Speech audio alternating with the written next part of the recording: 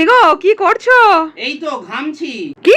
আরে না রে বাবা, মানে যা গরম পড়েছে না, বসে বসে শুধুই ঘেমে যাচ্ছি। দূর, তুমি না। বলছি শোনো না, কালকে একটু আমাকে দিদির বাড়ি ছেড়ে দিয়ে তারপরে অফিস যেও না। হবে না গো, আগের সেই সুখের দিন আর নেই।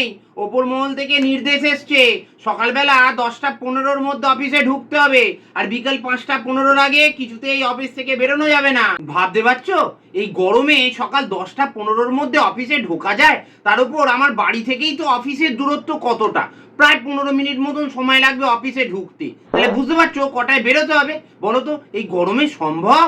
ঠিক আছে, তাহলে এ মাসে যে গয়নাটা দেখে এসেছিলাম না, ওটা একটু তাহলে কিনে দিও। হবে না গিন্নি, হবে না। এখন আর ওই 80 চাই, মাইনে পাই, কাজ করলে উপরি চাই, এই নীতি চলবে না। এখন উপরি ছাড়াই কাজ করতে হবে। আর যদি উপরির কথা বলি না, তাহলে চাকরিটাও যাবে, উল্টে আবার শ্রীঘর বাসও করতে হতে পারে। আমি তখন পই পই করে বাবাকে বলেছিলাম যে প্রভিডেন্ট ফান্ডের টাকাগুলো দিয়ে একটা ব্যবসা করে দাও, স্বাধীন ব্যবসা, কারুর আন্ডারে থাকতে হবে না। কিন্তু বাবা শুনলো? বাবা সেই সরকারি চাকরিটা আমাকে কিনে দিল।